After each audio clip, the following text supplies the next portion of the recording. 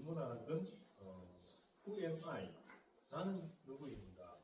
에 대한 물음을 가지고 자기를 찾아가는 과정이다. 이렇게도 우리가 볼 수 있겠고, 또 동양에서 인문학은 공자가 50을 지척명이라고 했죠. 하늘이 내게 부여한 명을 알아가는 나이. 즉 인문학은 나에게 주어진 의미를 찾아가는 과정이 인문학이 아닌가라고 생각을 할 수 있겠습니다. 그거는 마치 우리가 얼굴이 다르듯이 타고난 재능도 다르다. 그런 의미에서 우리가 자기 삶의 방향을 찾아가는 과정이다. 오늘 이제 우리 인류의 스승 하면 네 분이 있다고 했죠. 태어난 순서대로 보면 석가, 그다음에 공자, 그다음에 소크라테스, 예수. 이 네 분이 인류의 스승이라고 우리가 이제 이야기할 수 있고, 이분들이 우리보다 먼저 태어나서 인생을 가장 치열하게 살고 그분들이 고민을 기록해 놓은 것, 그것을 인문 고전이라고 하는데, 우리가 살아가면서 그 고전을 통해 가지고 내가 살아갈 때, 또 가정이나 직장에서 문제가 있을 때 그 고전을 통해서 문제 해결에 영감을 얻을 수 있다. 이렇게 볼 수 있습니다. 그걸 여러분 잘 아는 스티브 잡스는 사업이 실패하고 티벳 이쪽에 6개월간 여행을 하면서 불교에서 말하는 하심, 내려놓아라 라는 말에 대해서 이분은 모든 제품에서 불필요한 것을 빼는 쪽으로 영감을 얻었다라고 주죠. 그래서 여러분, 살을 찌우는 게 쉽습니까? 빼는 게 쉽습니까? 찌우는 게 쉽죠. 바로 빼는 게 더 어렵다. 다르게 얘기하면 비우는 것이 더 어렵다. 그래서 우리는 어쩌면 인문학은 우리 생활 속에 과자를 빼는 과정이 아닌가. 과시, 과소, 또는 과한 상황에서 과자를 빼는 것. 그걸 다른 말로 집착하면 잃는다. 집자실지라는 말이 있는데, 집착하면 잃는다는 것으로 맥을 같이 할 수 있습니다. 다르게 이야기하면 알맞음의 균형을 찾아가는 것이 인문학이다라고 할 수 있습니다. 예를 들면 우리가 관계 속에서 말을 통해서 우리가 이제 기분이 나쁜데, 우리 속담에 그런 말 있죠. 한마디 말로 천냥빛을 갚는다. 그럼 역으로 이야기하면 말 한마디 잘못하면 천냥빛을 질 수도 이렇게 되죠. 그죠? 내가 말 한마디 잘못하면 천냥빛을 질 수도 있다. 말 한마디 잘하면 천냥빛을 갚을 수 있다. 바로 인문학은 다르게 생각하는 분이죠. 그래서 사회과학을 전공하는 분들은 답을 한 3-4개 정도를 한다면, 인문학은 답을 여러 수십 개로 찾아갈 수 있는 게 인문학이다. 이렇게도 볼 수 있겠습니다. 그래서 돌이켜보면 우리가 이 관계가 끊어지거나 뭔가 잘 안 될 때는 내 말에 의해서 그렇게 된다는 거죠. 그래서 우리가 화가 나거나 할 때 내가 말을 어떤 표현을 할 수 있느냐, 그것을 우리가 고전에서도 배울 수 있다. 논어할 때 논어가 보면은, 논어가 한자로 보면 말씀문이 들어간 거죠.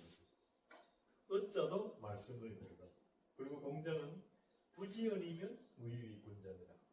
말을 모르면 군자가 될 수 없다. 이 군자를 지금 우리말로 번역하면 레이디 앤 젠틀맨, 신사숙녀 또는 매력적인 사람이라고 볼 수 있습니다. 그래서 여러분들이 우리가 인문 고전이 필요한 이유는, 하늘이 내게 부여한 명을 찾았다면 그 사람은 다른 사람의 시선으로부터 자유로우면서 자기 에너지를 자기가 가야 할 때 오롯이 집중할 수 있는 사람. 그렇지 않은 사람은 타인의 시선에 맞추다가 인생 종친다. 네. 그렇죠. 같은 이제 표현일 수 있겠는데, 그런 의미에서 의사들이 끊임없이 우리가 몸을 유지하려면 하루에 밥을 3끼 먹죠. 그 마음을 유지하려면 바로 마음의 양식. 하루 경전이라서 조선시대 왕은 아침, 점심, 저녁 뭘 했느냐면 공부를 했다. 연산군이 다른 잘못을 내가 피해된 게 아니고 뭐죠? 그 경련을 거부했기 때문에 그게 빌미가 돼가지고 쫓겨났다. 왕도 아침, 점심, 저녁에 공부를 했다.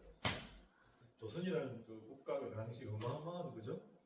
그런 또 제도를 가지고 다음에 기회가 되면 뭐 그런 그 정돈을 꿈꾸었던 조선, 바로 총재 정치가 어떤 정치인가 이런 것도 여러분들하고 함께 공부를 했다고 합니다. 자, 그러면 우리가 이제 기본으로 돌아가서, 그러면 몸이 유지되려면 아침, 점심, 저녁 식사를 골고루 해야 되는데, 마음이 유지되려면, 몸이 유지되려면 생리적으로 균형이 맞아야 되고, 우리가 공동체가 잘 유지되려면 뭐가 맞아야 되느냐면 윤리가 맞아야 됩니다. 그 윤리는 뭐냐? 너와 내가 만나서 지켜야 될 어쩌면 이치라고 지켜야죠. 예. 이것을 윤리라 할 수 있고, 몸은 뭐죠? 생리라는 거죠. 생리작용이 깨지면 어떻게 됩니까? 병이 오는 거죠. 그래서 우리가 인문학을 통해서, 동양고전을 통해서 나를 끊임없이 수양해서 나의 안목을 끊임없이 높여가지고 나와 다른 사람이 만날 때 일어나는 일들 있죠. 그 일을 내가 반응하는 것이 아니라 대응할 줄 아는 사람이 돼야 돼요. 반응한다는 것은 뭐냐? 이 사람이 말하면 뭐 말 다 했나? 감정적으로 막 그냥 막 생각 없이 말을 바로, 이거는 뭐죠? 반응하는 것이고, 대응하는 것은 뭐냐? 이 사람이 무슨 말을 했을 때 내가 기분 탁 나쁘지만 한번 생각해보고 돌아보면서 이거는 내가 좀 잘못한 거네. 또는 합당하네. 또 아니면 저분이 너무 과했네. 했어. 웃으면서 며칠 후에 개인적으로 시간 있을 때 그때 그런 이야기를 또 좋은 타이밍에도 할 수 있고, 이건 바로 뭐죠? 반응이 아니라 대응을 해나가는 거죠. 이것을 내게 묻는 인문학이란 뭐냐? 바로 자극에 대한 반응이 아니라 반응을 넘어 대응할 줄 아는 사람입니다. 그러니까 그것은 좌우를 넘는 되는 것이 아니라 끊임없이 인격을 수양하는 공부를 해야 그 안목을 유지할 수 있다. 요리사도 마찬가지죠. 요리하다가 몇 개월 씹어버리면 감이 떨어지면 안 떨어집니까? 피아니스트도 마찬가지겠죠. 뭐 며칠 씹어버리면 감이 떨어지죠. 축구 선수도 마찬가지고. 그럼 우리가 공부를 안 하면 어떻게 되느냐? 자기가 돈은 많이 벌어서 뭐 좋은 아파트에 좋은 차는 타고 다닐지 모르지만 마음의 윤리 감각은 떨어집니까, 안 떨어집니까? 그게 지금 우리가 TV 뉴스 보면서 많이 발견하죠. 네, 그 사람들이 바로 경제적으로는 성공했지 모르겠지만 정신적으로는 윤리 감각이 떨어져요. 그러니까 뭐 시대에 안 맞는 발언을 할 수도 있고. 그래서 한 방에 갈 수 있다. 그래서 고전을 공부하면 이게 길게 보면 남현장사다. 잘하고 있는 일이다. 그렇죠. 그리고 소중한 사람을 만나면 대화의 소재가 풍부해집니다. 인문학을 하게 됩니다. 우리 근대쌤만 하더라도 그죠? 공부를 하니까 이제 또 소중한 분들 만나면 대화의 소재가 풍부해지죠. 네. 학교 공부 이야기도 할 수 있고, 또 어디 가다가 내가 하는 문장이 나오면 공감도 되고. 근데 이게 하도 모르는 사람은 나 맨날 뭐 있는데 보면 뭐죠? 이 뭡니까? 서울을 지나가더라도 그 사람들은 뭐 보입니까? 기와장하고 집밖에 안 보이죠. 나이가 들면 사랑하기 좋은 나이가 아니라 인문학하기 딱 좋은 거예요. 그래서 인문학은 또 뭐냐? 자기를 채워가는 과정이다. 그래서 궁극적으로 뭐냐? 지천명을 알아차리는 거죠. 그래서 어느 유명한 가수는 뭐죠? 뭐 정치인 제가 와도 미안하지만 나는 내 이 길이 더 나의 길이라고 생각한다. 너 미안하지만 나는 이 길을 간다. 이런 분들은 뭡니까? 자기가 가야 될 지천명을 알아차릴 사람이라고. 글 공작 50을 지천명, 하늘이 되게 그의 한 명을 어마어마한 거죠. 근데 교수님 요즘은 지천명을 알기에는 요즘은 50이 조금 빠른 것 같아요. 그렇죠. 이제 그거 되는데 좋은 말씀. 그게 30, 40대가 지금 이제 우리 삶에 육체적으로 의무의 시간이라고 할 수 있겠죠. 의무의 시간, 아이들 넣고 기르고 정말 의무의 시간, 또 하기 싫어도 해야 되고 이런 시간이라면 50이 되면 자녀들이 어느 정도 크고 부모로부터 자녀들이 평균 이제 좀 성장해서 떠나 있는 이제 그런 시기 때문에 오롯이 자기 시간을 맞이한다는 거죠. 그때 뭐냐면 내가 부여한 것이 뭔가 또 내 내면을 채워가는 공부를 할 때 그게 공자가 볼 때 잘 사는 삶이다. 그래서 우리 이제 빈빈생처럼 이렇게 뻔히 공부한 분들은 그죠? 이제 대안이 생기는 거죠. 그러면 어떤 아까 자극이 일어나면 뭐죠? 그걸 바로 이제 반응을 넘어서 뭘로 갑니까? 대응을 할 줄 아는 거죠. 네. 그러니까 이순신 장군은 원균이 7,000년 견제해서 그 300척의 배를 다 떼고 12척 남아가지고 선조가 다시 백의종군하고 니 다시 전쟁해보라 했을 때 뭡니까? 그 12척을 가지고 명남, 울들목으로 유인을 하지 않습니까? 그러면서 포기하고 육지로 올라온 날 때 이순신 장군은 뭐랬죠? 신은 준비를 마친 날이다. 12척으로 대응할 준비. 그때 그분이 한 이야기가 두려움을 용기로 바꿀 수만 있다. 그 에너지가 됩니다. 여러분 각자가 가지고 있는 어떤 마음의 상처, 컴플렉스 이것을 에너지를 전환시켜가지고 뭡니까? 내가 가야 될 도전의 에너지로 전환시키면 엄청난 에너지가 역사적으로 결핍에서 인물이 나온다. 저는 요즘 느끼는 게 적당한 결핍이 참 필요하다. 그런 생각입니다. 그런 의미에서 우리 김진 선생님이 오늘은 김홍진 선생님의 겪어보면 안다라는 시를 한번 방송해 보겠습니다. 겪어보면 안다. 김홍신. 굶어보면 안다. 밥이 하늘인 걸. 목마름에 지쳐보면 안다. 우리 생명인 걸. 일이 없어 놀아보면 안다. 일터가 나보는 걸. 아파보면 안다. 건강이 엄청 큰 재산인 걸. 이런 게 안다. 그것이 참 소중한 것. 이별하면 안다. 그이가 천사인 걸. 지나보면 안다. 고통은 추억인 걸. 오랜해지면 안다. 아주 작은 것이 행복인 걸. 죽음이 닥치면 안다. 내가 세상의 주인인 걸.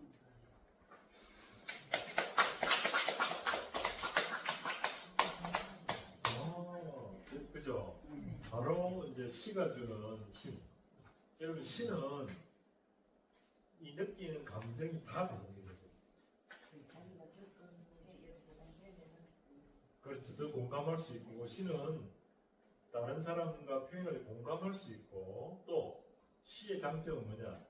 읽는 사람의 배경이 다 다르게 느낄 수 있는 것이다. 우리는 지금 그 국어 시험도 전부 논리를 요구하는 이런 쪽에 맞춰지고 우리는 전부 논리형 인재를 배출하고 있는데 바로 공감할 수 있는 인재도 대단히 중요하다. 인문 고전 시를 통해서 여러분 타인과 공감할 수 있는 그런 안목을 키워가는 것이다. 저도 창문이라는 시를 제가 한번 지어봤는데 창문 하면은 이동성해 보시죠. 창문인데 줄이가 창으로 앞쪽에 되니까 창하면 이동성해 보시죠. 창. 이동성. 창문을 여니 바람이 들어오고 마음을 여니 사랑이 들어오고 감사합니다. 오.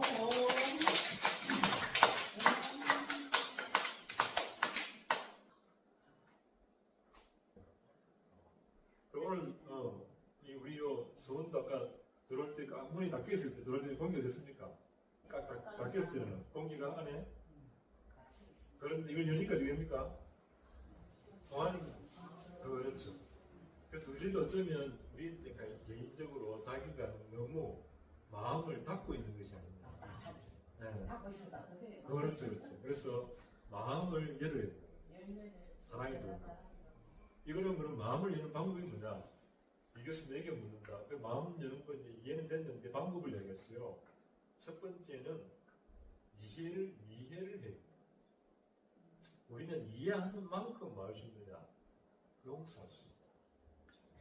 그래서 이제 이걸 시를 통해서 여러분 각자가 무거운 삶의 무게를 만나고 그걸 분산을 하면 그 무거운 삶의 무게가 이제 해결되겠죠. 바로 이 분산하는 힘이 그 시에서 지혜를 얻을 수 있다.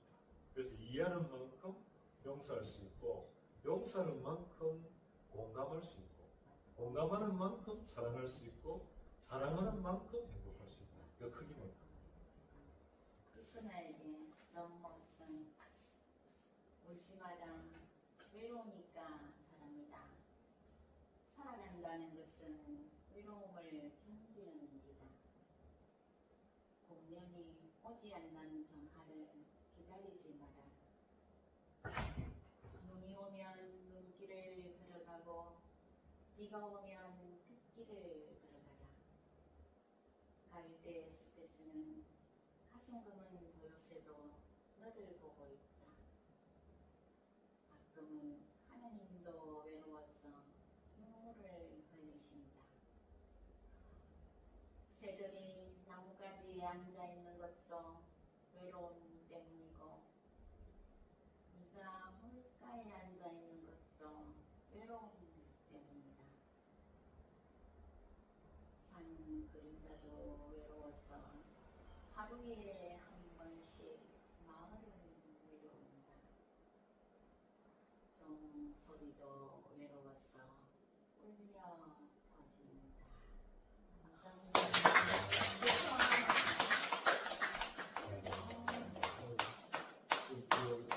시가 주는 힘은 바로 이게 마음의 감동과 울림이 오죠, 그죠? 고통을 시로 통해서 승화해나가는 거. 마음의 근력이 커지는 거죠, 굵어지는 거죠. 인문학을 여러분 계속 하면. 그래서 웬만한 거에 대해서는 차분하게 대응할 줄 아는 심신이에요. 그것은 뭐냐? 내 자신이 객관적으로 보면서 내가 지금 가지고 있는 것이 자그만하지만 이것을 인정하고 이걸 바로 뭐냐? 눈덩이가 처음에 출발이 됐습니까? 조그만 그게 이제 그죠? 굴른 거 어떻게 됩니까? 정말 눈덩이처럼 불어나는. 그렇죠, 그렇죠. 이걸 인정하고 인정하기 싫지만 이걸 객관적으로 인정하고 시간을 통해 배움을 통해서 이제 1년, 2년, 3년, 6년 우리 쌤이 6년, 7년 차까지 지금 모고 있는 거니까 이런 단계에 가니까 오늘 표현이 이게 대자연스럽죠. 네. 네, 또 타이밍이 맞죠. 네. 그렇지 않으면 이제 배우지 않으면 어떻게 되냐면 다른 거에 있는데 타이밍을 못 맞추는 거예요.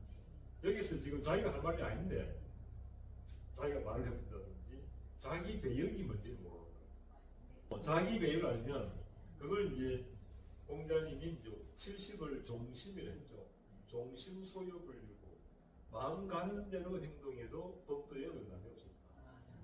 그래서 선생님들이 여기서 좀 농담도 하고 마음 가는 데 했는데 이게 좀 다른 사람과 조화가 되면서 다른 사람과 함께한 사람들이 고마움을 느끼면서 저 선생님 꼭 왔으면 좋겠다 하는 사람이 있고 그 반대 사람이 있죠. 그걸 우리가 밥맛이라고 밥맛이 되면 성공할 수가 없어요. 밥맛이 되면 성공할 수가 없어요. 왜? 내 혼자 할 수 있는 건 아무것도 없다는 거예요. 무슨 일을 하든 뭘 해야 됩니까? 협조를 구해요. 그래서 매력적인 사람이 되어야 되고 종심의 단계에 간 사람을 우리가 이제 군자라고 표현할 수 있고 맹자는 그걸 대장부라고도 표현하고 그 단계에 간 사람이 하는 행동이나 하는 말은 뭐냐? 정이 가는 사람입니다. 그게 완성된 사람이 나오는 말과 행동은 정이 가는 거죠. 여러분 어떤 사람 만나면 정이 가는 사람 있죠? 처음 만났는데도 가지도 않고 부족하지도 않으면서 챙겨주면서도 뭔가 늘어나면서도 정이 가는 사람. 예. 근데 만나면 저 인간 내가 알았으면 좋겠지. 저 인간이 안 가나? 다음부터 안 간다 이거. 같은 거 감당해보세요. 그런 사람이 되면 어떻게 되냐? 감정 소외 상태가 왕장이 우울증이. 그래서 우리가 인문학이 추구하는 단계는 바로 그 종심의 단계를 목표로 하고 그것은 어떻게다 관도 구다할 때까지 그게 조선시대 왕은 3번 공부해야 된다고 법을 만들어요. 그래야 네가 나라를 다스릴 때 올바른 판단을 그걸 나이에 되면 윤리 감각을 유지할 수 있다. 근데 하루 공부를 하지 않으면 어떻게 되느냐? 윤리 감각이 잃어버려요. 공자님은 이런 종심의 단계에 가기 위해서 어떻게 되느냐? 논어에 나오는 첫 문장 학인편 이걸 한번 읽고 마무리하겠습니다. 빨리 보시죠. 자왈 학이 시습지면 불력 여로와 유봉이 자원 방내면 불력 낙호와 인부지 불온이면 불력 군자와 예, 공자님은 2500년 전 우리에게 행복이 무엇인가를 논어 첫 문장 하기편에 제시해놨다. 3가지 즐거움이 바로 이야기하는 거죠. 이 즐거움을 우리가 찾아갈 때 그걸 우리가 세상의 이치를 알아가는 사람이고 세상의 이치를 아는 사람을 딱 한마디로 뭐냐? 도를 아는 사람이라고 할 수 있어요. 그 도를 아는 사람은 세상의 이치를 알기 때문에 그에 맞게 말하고 행동할 수 있다. 그 사람의 말과 행동은 뭐다? 정이 가는 사람이 될 수 있다. 우리 모두는 인문학을 통해서 정이 가는 사람이 되고 다른 사람에게 선한 영향력을 줄 수 있고 또 다른 사람에게 삶의 모델이 된다면 그 삶은 우리가 값진 삶이 아닐까 싶습니다. 오늘 인문학 고전을 모르면 고전한다. 여기까지 하도록 하겠습니다. 고맙습니다. 우리 함쌤은 이 시를 읽고 혹시 그 중에 문장에 와닿는 거 있습니까? 예. 한번 말씀해 주시죠. 저는 일이 없이 놀아보면 안다. 일처럼 나는 것을. 진짜 이건 아니, 이건 나라 어디 있습니까? 많이 넘었습니다. 그죠? 마음이 와닿습니다. 시인은 그죠? 예. 그래서 소년 등가를 해가지고 어릴 때 벼슬이 있거나 어릴 때 아버지가 잘 살거나 어릴 때 출세한 사람은 불행합니다. 네, 지가 너무 잘난 줄 알고 소중함을 보고 참 엄해하죠, 그죠? 그래서 여러분들이 저도 마찬가지고 무거운 삶의 무게 만날 때 이 중에 보면 뭐냐면 지나보면 안다. 고통이 추억인 거예요. 이거 생각해요. 다 고통이 오지 않습니까? 네. 저도 지금 고통이 오는데 이 고통을 이런 걸 통해 가지고 뭡니까? 그냥 웃지. 웃지요 하면서 이게 지나고 나면 뭐 되겠습니까? 추억이 되는데 여러분 그냥 평범하게 그냥 하루 뭐 저는 기억이 납니까 안 납니까? 네. 여러분 치통을 겪어보지 않고 이 소중을 만들까 모릅니까? 야, 질동을 읽어본 사람만 지금 이 시골 식당이 얼마나 행복한지, 그죠? 그럴 거와도 맥을 같이 한다. 교수님 여기서 제가 한 말씀. 네. 싶은데 그거 뭐 아파 보면 그 작년 한재산이라는데 기사자가 김호진 작가님 텔레비에서 어쩌다 이 시를 한번 들었어요. 되게 반가웠는데 제가 오늘 치과에 갔다 왔거든요. 교수님 봤네. 그 씹는다고. 네. 우리 치과 가서 알잖아요. 이 마취 주사를 놓고 요즘 참 기술이 좋아가 마취도 정말 안 아프게 잘 놓는데 그 사람이 뭉치게 되잖아요. 종교가 불려다 보니까 가슴 다 사라지는데 한 순간에 이제 뭐 이제 마취가 됐으니까 이 자체는 안 아픈데 머리가 마음을 살아있고 그 소리가 나고 이걸 내가 어떻게 진짜 어떻게 이거를 분산을 시고 내가 시를 외우고 있는 거야. 내가 누워갖고 내가 시를 몇 개 좀 외우자. 엄마야 너무 놀라가지고 대박이었어. 그래서 대박이다. 이제 안 그러면 이렇게 엄청 이렇게 있잖아. 이렇게 힘이 쫙 들어가고 그러면 이제 몸살이 가거든. 근데 나는 모르게 그 힘을 더 흘리면서 엄마야 수선화도 외워. 또 외우고 이러고 있어. 그래서 이제 총 시간은 1시간인데 그 시술하는 시간은 한 10분 노래 걸리래요. 그러니까 많이 누워가 어디 힘을 쭉 빼면서 내 머릿속으로 시를 막 외우고 있더라. 그래서 어서 쌤은 혼자 자기 작업하고 나는 누워서 시도 외우고 있고 그러다가 끝이 난 거야. 무슨 소리야? 그럼 내가 엄마야 이게 무슨 일이야? 하고 있으면 그래도 느껴지는데. 예. 그래 이제 우리가 평소에 공부를 이제 했던 게 체득화돼 있는 거야. 6년 동안 했습니다. 그러면서 그래서 학생들 시를 좀 많이 했습니다. 천년 그 중요 사람이 하는 이런 시를 참 좋은 시거든요. 오늘 시간을 해주시고 선생님 대박이다 진짜. 그때 아프면서 외웠던 시 하나 해보시죠. 여기만 뭐 여기만 한 번만 아침에 하면 되고 점심에 깨친다 이거. 이거 뭐가 많은 거 아니에요? 아니 공주병 뭐 왕자병 아닌가? 우리 빈미쌤 시를 많이 외우고 있거든요. 한번 들어보시죠. 오늘 한옥과 어울리는 것 같다는데. 그러니까요. 갑자기 또 그러니까. 수순아의 수순아. 네. 또 크게. 우리 이동생 역시인데 수순아에게 정목슨 울지마라 외로우니까 사람이다. 살아간다는 것은 외로움을 견디는 일이다. 공연이 오지 않는 정화를 기다리지 마라.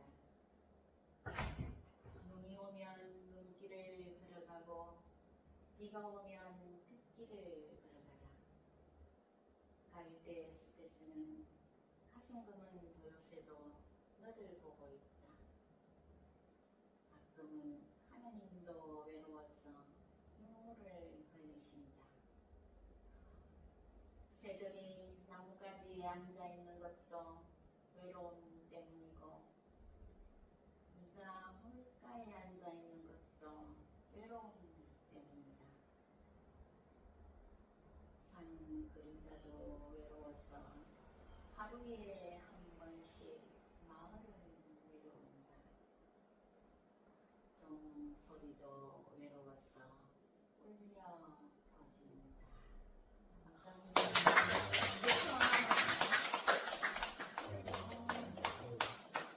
그 시가 주는 힘은 바로 이게 마음의 감동과 울림이 오죠, 그죠? 그 고통을 시로 통해서 승화해나가는 거. 이 인문학이 이제 힘이라는 게 마음의 근력이 커지는 거예요. 굵어지는 거죠. 인문학을 이렇게 계속 하면. 그래서 웬만한 거에 대해서는 차분하게 대응할 줄 아는 힘이 생겨요. 그걸 배우지 않으면 호떡집에 뿔난 듯이 대응하는 거죠. 그게 하나의 내 마음의 중심이 있어야 되는데 그렇죠. 흔들리지 않아요. 우리도 균형을 잡고. 네. 오늘 우리 김선생님 한 말씀을 또 이렇게 좀 실망합니다.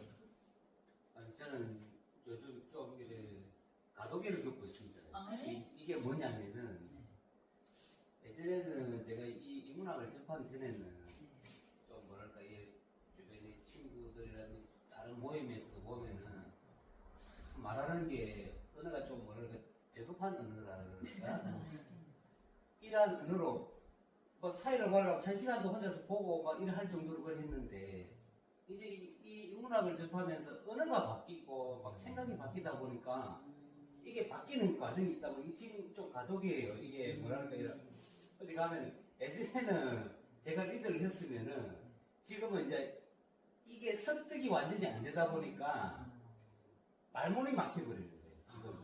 지금 이제는 좀 그런 가족이를 겪고 있습니다. 목을 딱 띄는 거 그러니까.